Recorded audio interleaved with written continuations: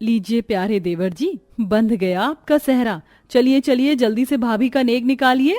हाँ, देता हूँ मेरी प्यारी भाभी माँ। अनुराग ने नेग में जैसे ही कुसुम को सोने की अंगूठी देता है तो सास अंबा देवी जल भुनकर खाक हो जाती है और ताने मारती है। अनुराग, क्या जरूरत थी इस गरीब के लिए इतनी महंगी अंगूठी बनवाने की? सोना पहनने की इसकी हैसियत नहीं है। अंबा देवी की ऐसी बातों पर ससुर बनवारी गुस्सैल मिजाज से बोलते हैं। अम्बा जी, आज खुशियों का मौका है, कम से कम आज तो कुसुम बहू को बख्श दो, खुश रहने दो बेचारी को थोड़ा। हाँ माँ, रही बात सोने की अंगूठी की तो ये भी भाभी की बराबरी नहीं कर सकता। और ये अंगूठी मैंने अपने दिल की खुशी के लिए भाभी की खातिर बनवाई थी, लेकिन आपने सब कुछ खराब कर दिया। इस पर अंबा देवी मोटे मोटे आंसू टपकाने लगती हैं। हाँ हाँ, तुम बाप बेटे की नजर में एक मैं ही तो गलत हूँ, और मेरी इस गरीब बहू के दिल में भी मैं फांस बनकर चुभती हूँ। मैं ही चली जाती हूँ यहाँ से। एक बार बस मेरी अनन्या बहू आ जाए इस घर की बागडोर, मैं उसके हाथों में सौंप दूंगी और मेरी बड़ी बहू हाथ मलती रह जाएगी।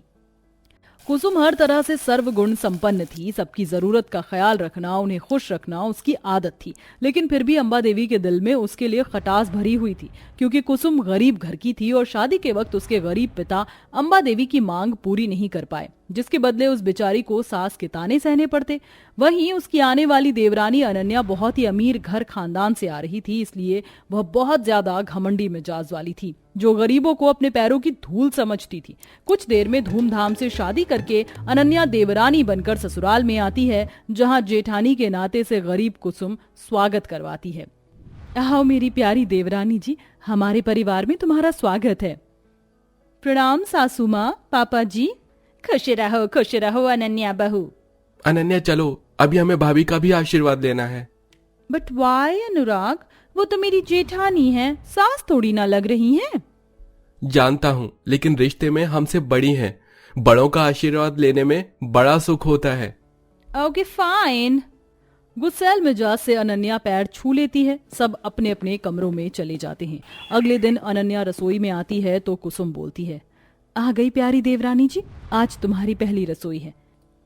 ऐसा बोलते हैं कि इंसान के दिल तक जाने का रास्ता पेट से होकर गुजरता है, तो आज बढ़िया सी दावत बनाना। मैंने लिस्ट में सब लिख दिया है क्या क्या बनाना है। पूरी, छोले, शाही पनीर, मटर पनीर, पुलाव, और हाँ, मीठे में सबकी खातिर शाही टुकड़ा बना लेना।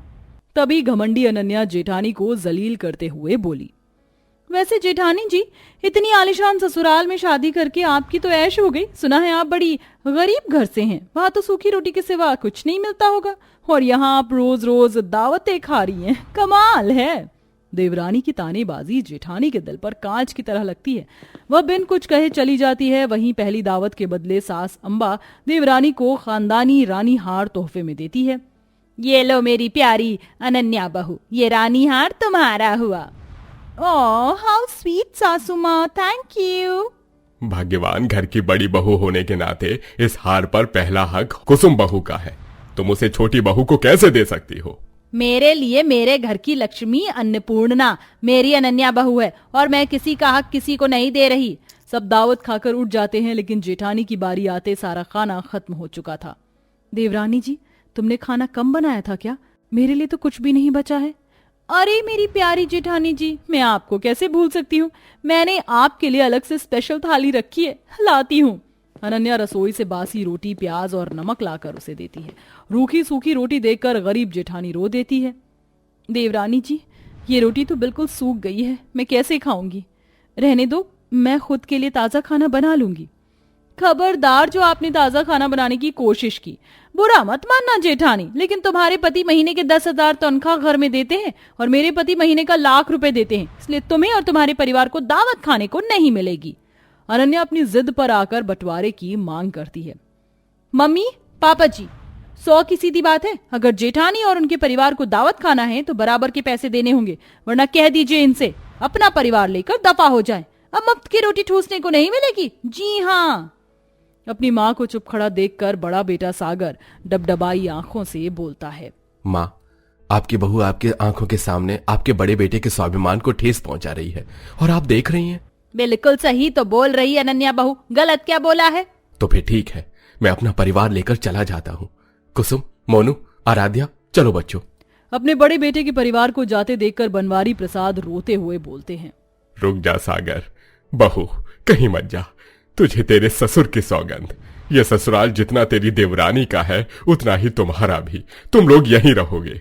ठीक है बाऊजी, आपकी इच्छा है तो हम बाहर आंगन में बनी कोठारी में रह लेंगे। जेठानी को ससुराल से निकलवा कर देवरानी बहुत खुश होती है। आज आकर मेरे कलेजी को ठंडक पड़ी है। इस गरीब जेठानी के परिवार का शाही दावत खाना मुझे बिल्कुल हजम नहीं होता था। आखिरकार मैंने इनको घर से निकलवा दिया। इस खुशी के मौके पर आज तो दावत बनती है। आज मैं सबके लिए मस्त ड्राई फ्रूट वाली बिरयानी बनाऊंगी। जहां एक तरफ देवरानी अपने घर में दावत करती है तो वहीं जेठानी के दोनों बच्चे भूख से बिलबिला रहे थे। माँ बहुत जोरों की भूख लगी है, खाना कब बनाओगी? हाँ माँ, जल्दी से मेरे और आराध्या दीदी के लिए अच्छी सी दावत बना दो, फिर हम खाकर सो जाएंगे। अपने दोनों बच्चों की दावत खाने की इच्छाएं सुनकर कुसुम रोते हुए पति से बोलती है, अजी दावत तो दूर, हमारे पास अन्न का एक दाना भी मौजूद नहीं है। क्या बनाऊं? देखिए ना, आपके पास थोड़े पैसे हैं क्या? हाँ देखता हूँ, केवल 10 रुपए हैं कुसुम। कोई बात नहीं, इससे थोड़ा आटा ले आती हूँ, मेरे बच्चे खा लेंगे, मेरा पेट तो ऐसे ही भर जाएगा।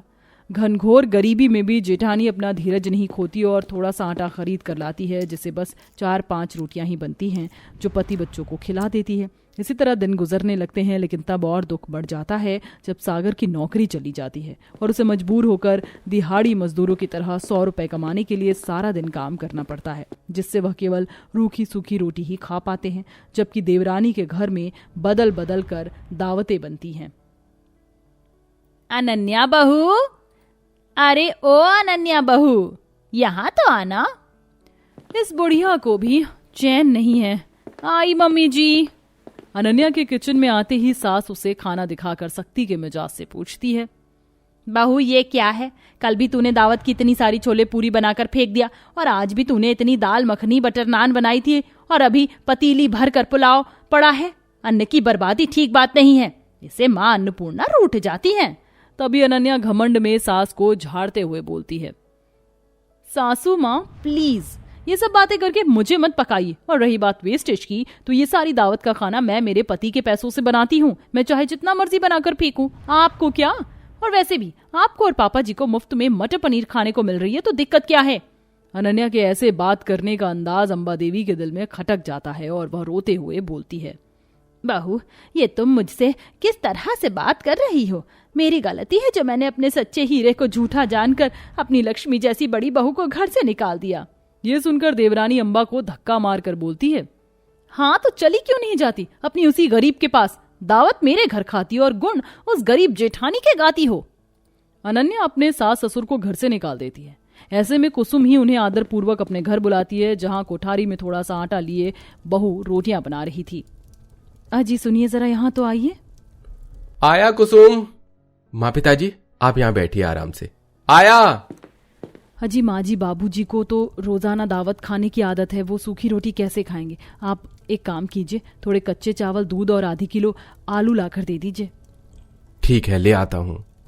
सागर सामान लाकर कुसुम को दे देता है। वहीं खुशी के दिल से सास ससुर के लिए वो खीर पूरी भंडारा आलू बनाकर उन्हें परोस कर खिलाती है, जिसके बाद सास की आंखों से पछतावे के आंसू बहने लगते हैं। बहू मुझे माफ कर दे, अज्ञानता में मुझसे बड़ी भूल हो गई। मैंने तुझे दुख भोगने के लिए यहाँ छोड़ दिया, लेकिन आज जब हम तेरे दरवाजे पर आए हैं तूने हमारा कितना आदर भाव किया। तुझ जैसी बहू की सास होना मेरे लिए सौभाग्य की बात है। कुसुम की सास उसे स्वीकार कर लेती है। इधर 2-4 दिनों के बाद जब अनुराग वापस आता है तो सारी बात जानकर अनन्या से बहुत झगड़ता है। तुम्हारी हिम्मत कैसे हुई अनन्या मेरे माता पिता को उनके घर से निकाल देने की? अनुराग प्लीज शांत हो जाओ, अभी तुम गुस्से में हो। देखो मैंने तुम्हारी मनपसंद का कितना सारा खाना बनाया, कढ़ाई पनीर, बटर नान, पनीर टिक्का। तुम्हें तो ये सब पसंद है ना, खा लो।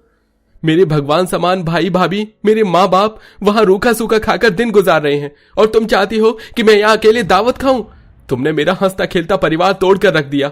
जा रहा हूं मैं उनको वापस लाने। अगर तुम्हारे अंदर जरा भी इंसानियत बाकी है तो आ जाना। अंत में अपनी गलतियों का एहसास करके अनन्या जेठानी के दरवाजे पर आती है और माफी मांगती है, जिसके बाद पूरा परिवार एक साथ रहने लगता है। देवरानी जेठानी एक साथ मिलजुल कर खुशी खुशी दावत बनाती हैं। वेल दोस्तों, कैसी लगी आपको हमारी देवरानी जेठानी की ये कहानी?